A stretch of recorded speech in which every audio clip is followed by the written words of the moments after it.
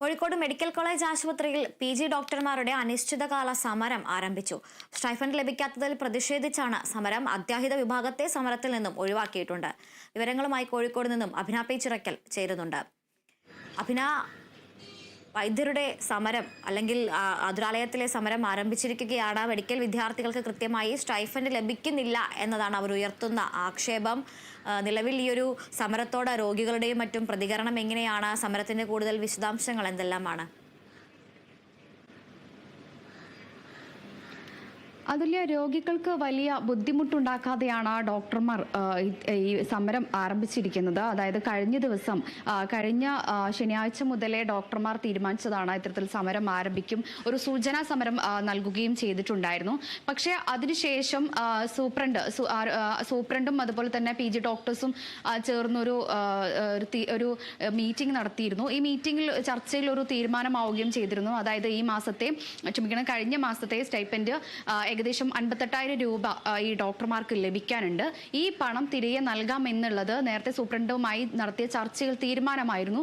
പക്ഷേ ഈ ഒരു തീരുമാനത്തിൽ നിന്നും കഴിഞ്ഞ തിങ്കളാഴ്ചയാണ് സ്റ്റൈപ്പൻഡ് ലഭിക്കേണ്ടത്. പക്ഷേ ഈ തിങ്കളാഴ്ചയും സ്റ്റൈപ്പൻഡ് വരാതിരുന്നതിനെ തുടർന്ന് ഡോക്ടർമാർ തിങ്കളാഴ്ച എന്നുള്ളത് പിന്നീട് ചൊവ്വാഴ്ചത്തേക്ക് മാറ്റുകയായിരുന്നു. അതായത് ഇന്നത്തെ ദിവസത്തേക്ക് മാറ്റുകയായിരുന്നു.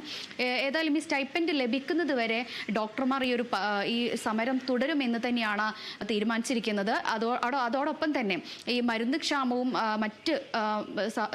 മറ്റ് കാരുണ്യ പോലുള്ള പദ്ധതികളെല്ലാം ഇല്ലാതിരിക്കുന്ന ഒരു സമയത്താണ് ഇത്തരത്തിൽ വീണ്ടും ഡോക്ടർമാർ ഒരു സമരവുമായി എത്തിയിരിക്കുന്നത്. അതോടൊപ്പം തന്നെ ഡോക്ടർമാരുടെ കുറവ് കോഴിക്കോട് മെഡിക്കൽ കോളേജിനെ സംബന്ധിച്ചിടത്തോളം കഴിഞ്ഞ കുറേ കാലങ്ങളായി തുടരുന്ന ഒരു സാഹചര്യത്തിലാണ് ഇപ്പോൾ PG ഡോക്ടർമാർ ഇത്തരത്തിലൊരു പണിമുടക്ക് നടത്തുന്നത്. അത് വലിയ രീതിയിൽ വരും ദിവസങ്ങളിൽ രോഗികളെ വലിയ രീതിയിൽ ബാധിക്കും എന്നുള്ളതിൽ ഒരു സംശയമില്ല. ഇതിനെതിരെ എത്രയും പെട്ടെന്ന് നടപടിയെടുക്കണം എന്നുള്ളത് തന്നെയാണ് രോഗികളുടെ ഉൾപ്പെടെയുള്ള ആളുകളുടെ ഒരു ആവശ്യമെന്ന് പറഞ്ഞിട്ടുണ്ടെങ്കിൽ ഏതായാലും ഇതിൽ IMA അടക്കമുള്ള സംഘടനകൾ ഇതിൽ പിന്തുണ അറിയിച്ചിട്ടുണ്ട്. അതോടൊപ്പം തന്നെ വിദ്യാർത്ഥി സംഘടനകളും ഈ സമരത്തോടൊപ്പം തന്നെ ചേർന്ന് പങ്കെടുത്തിട്ടുണ്ട് എന്നുള്ളതാണ്. ഇതിൽ കൃത്യമായ രീതിയിൽ ഇവർക്ക് സ്റ്റൈപ്പൻഡ് നടപ്പിലാക്കണം. കഴിഞ്ഞ വർഷം ഇത്തരത്തിൽ സ്റ്റൈപ്പൻഡ് മുടങ്ങിയതിനെ തുടർന്ന് വീണ്ടും ഈ ഡോക്ടർമാർ സമരവുമായി മുന്നോട്ടിറങ്ങിയിരുന്നു. വീണ്ടും സമാനമായ രീതിയിൽ സ്റ്റൈപ്പൻഡ് മുടങ്ങിയതിനെ തുടർന്നാണ് ഇന്നും ഡോക്ടർമാർ ഇത്തരത്തിലൊരു സമരം ആരംഭിച്ചിരിക്കുന്നത്. ഡോക്ടർമാരുടെ കുറവ് തുടരുന്ന ഒരു പശ്ചാത്തലത്തിൽ തന്നെയാണ് ഇത്തവണ ഡോക്ടർമാർ സമരവുമായി മുന്നിട്ടിറങ്ങുന്നത്.